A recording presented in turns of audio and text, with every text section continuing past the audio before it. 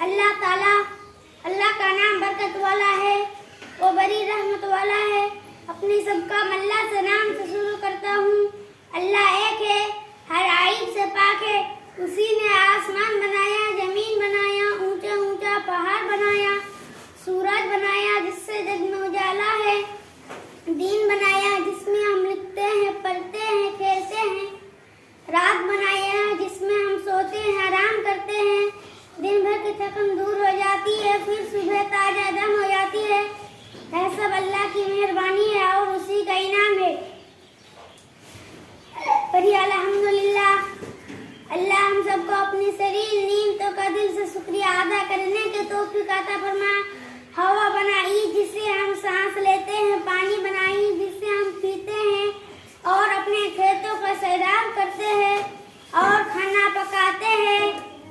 यह सब अल्लाह की नियामत है। अस्सलामु अलैकुम व रहमतुल्लाहि व बरकातुहू।